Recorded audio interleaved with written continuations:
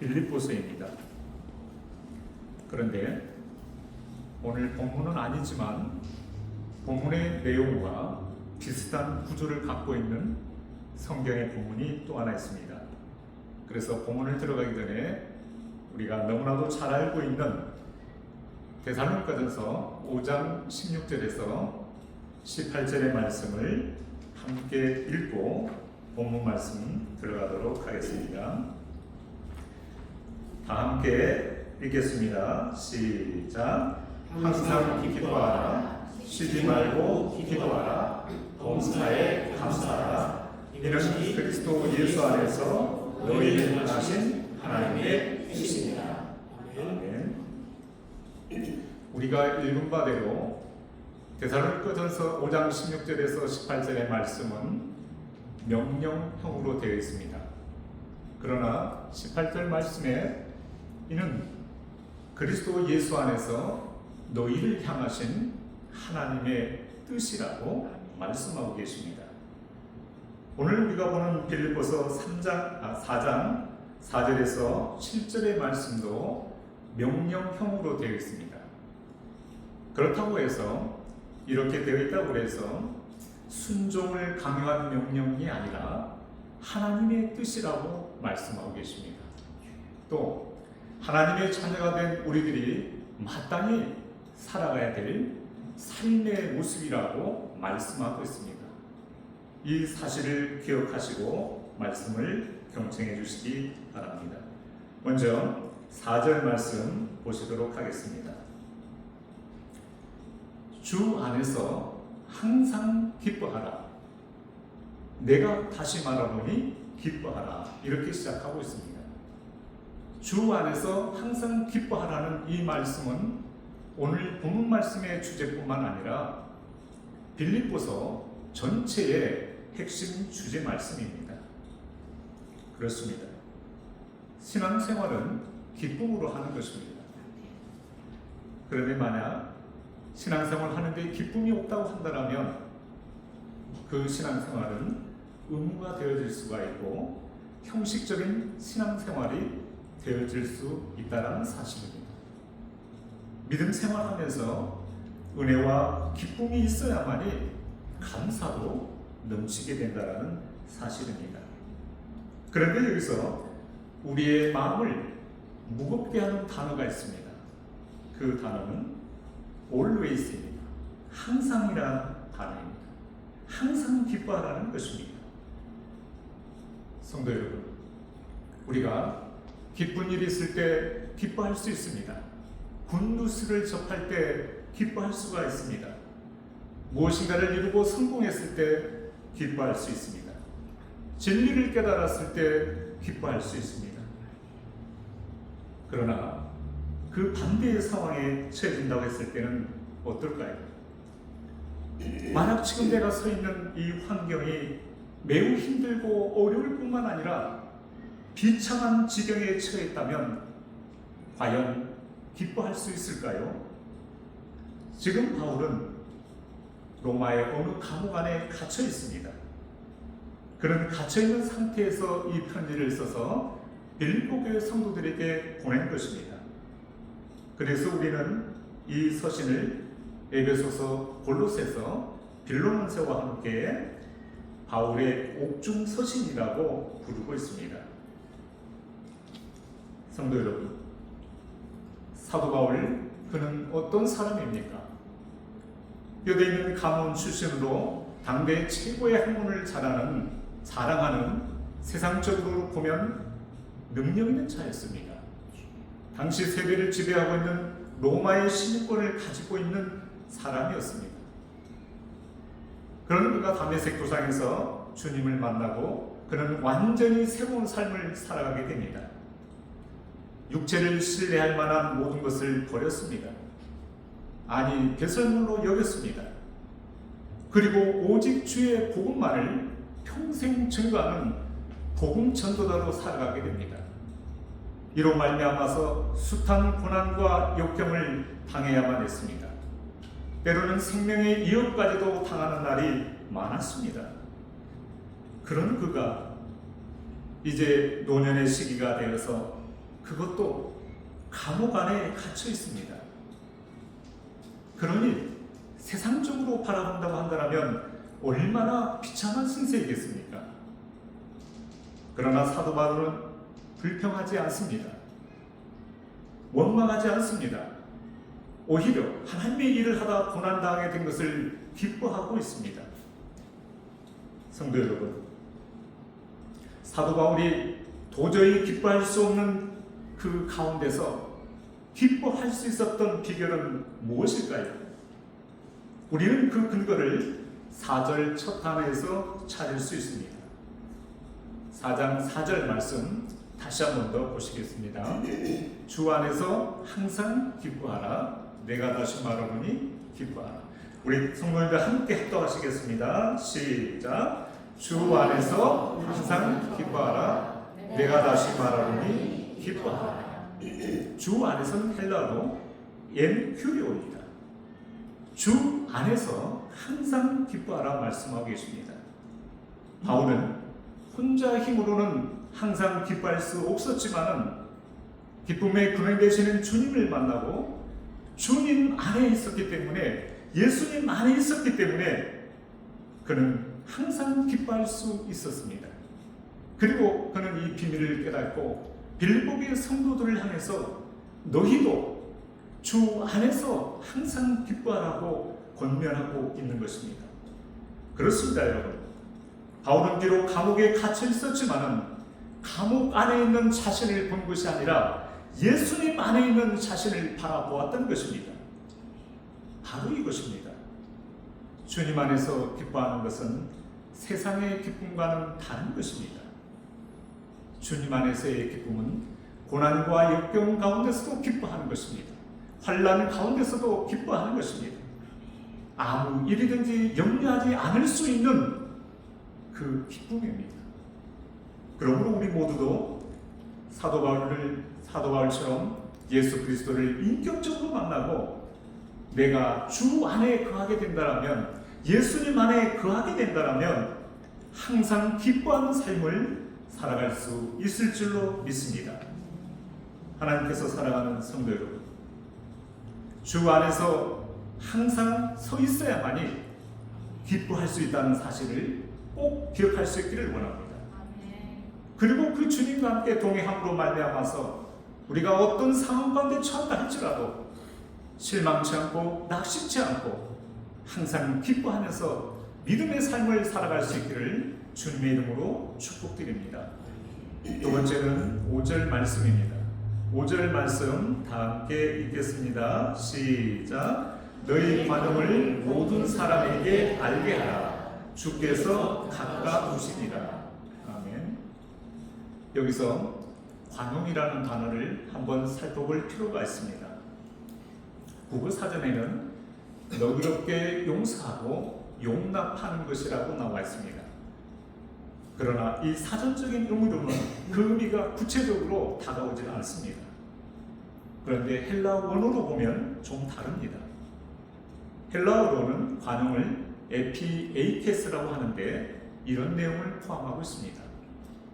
박해에 대한 온유입니다. 나를 못살게 굽거나 나를 해치는 사람에게 온유하게 반응하는 것입니다. 자신에게 손해를 끼친 자에 대한 용서입니다. 자신에게 심한 경제적 손실을 가져다 주었거나 육체적인 손상을 가져다 주었거나 정신적으로 피해를 준 사람을 용납하는 것입니다. 그리고 감정의 전적인 절제 등을 의미하고 있습니다. 특별히 미움과 분노와 같은 감정을 절제하는 것입니다. 그래서 종교개혁자 존 칼빈은 이 관용이라는 단어를 이렇게 말했습니다.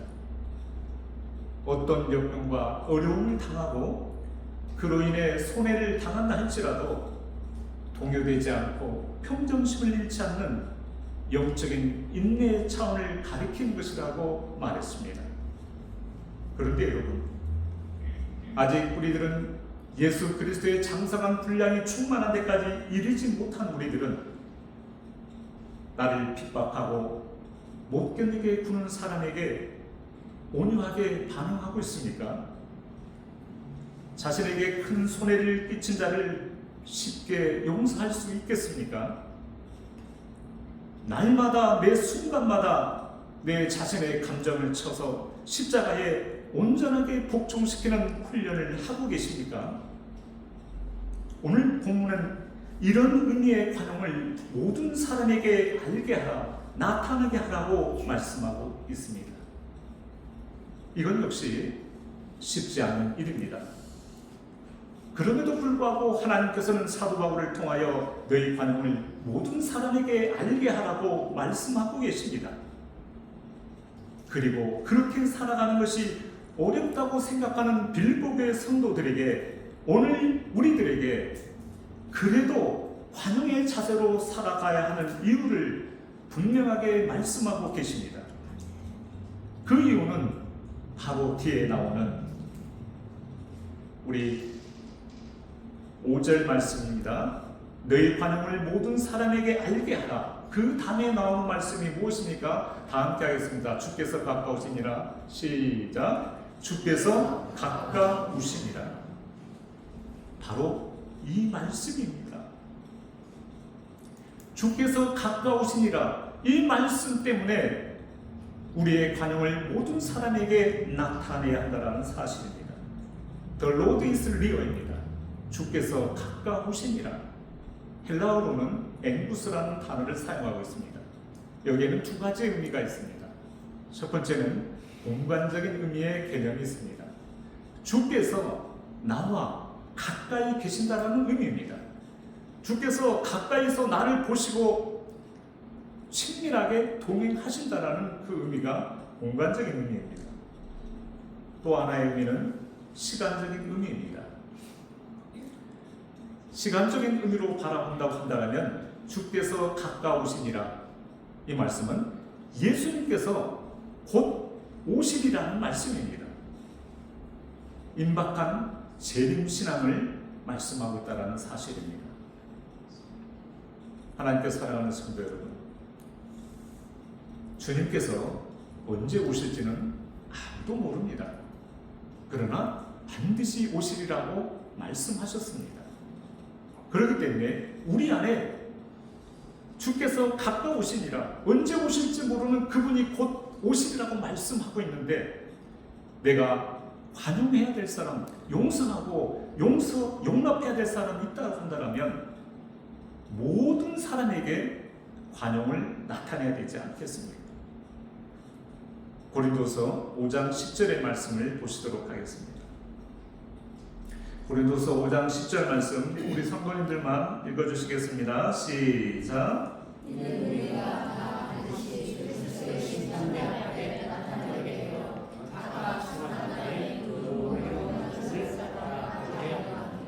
아멘.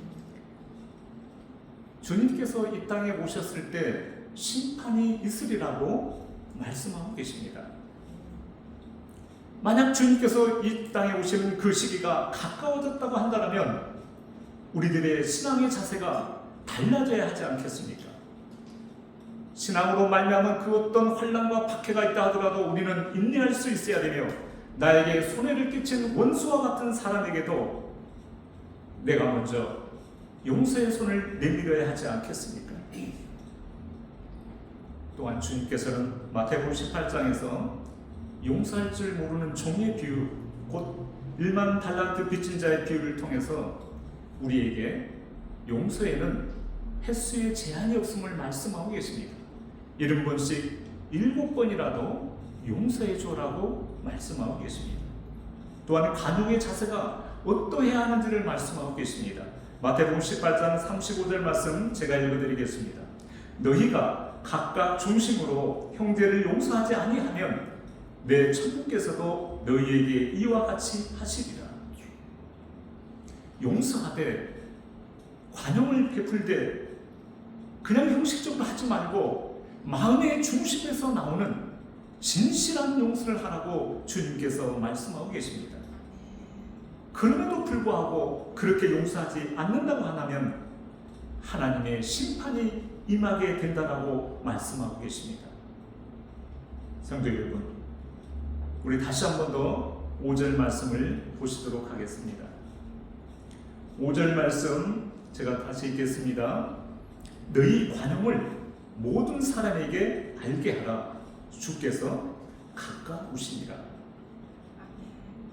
여기에 또 하나의 단어가 우리의 마음을 무겁게 합니다.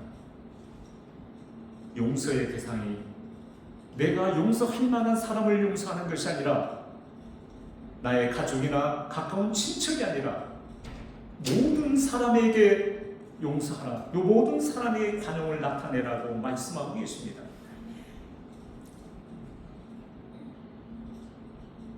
예수님께서는 우리에게 여러 차례 말씀하셨습니다. 그리고 신앙생활 하시면서 사람과 함께 많이 들어온 메시지가 용서입니다. 원수도 용서하라. 오늘 말씀대로 너희 관용을, 너희 용서를 모든 사람에게 알게 하라. 이렇게 말씀하셨습니다. 그럼에도 불구하고 아직도 내 마음 한쪽 구석에 내가 용서하지 못한 어떤 대상이 있다고 한다면, 그 무엇인가가 있다고 한다면 오늘 우리에게 주신 말씀에 따라서 용서할 수 있는 우리 성도님들이 되어질 수 있기를 원합니다. 내가 용서하고 싶어도, 주님의 십자가 사랑으로 용서하고 싶어도 도저히 용서할 수 없는 그 어떤 사람이 있다 하더라도 용서할 수 있어야 될 줄 믿습니다. 그러한 마음을 갖기 위해서는 우리가 기도의 자리로 나아가야 됩니다.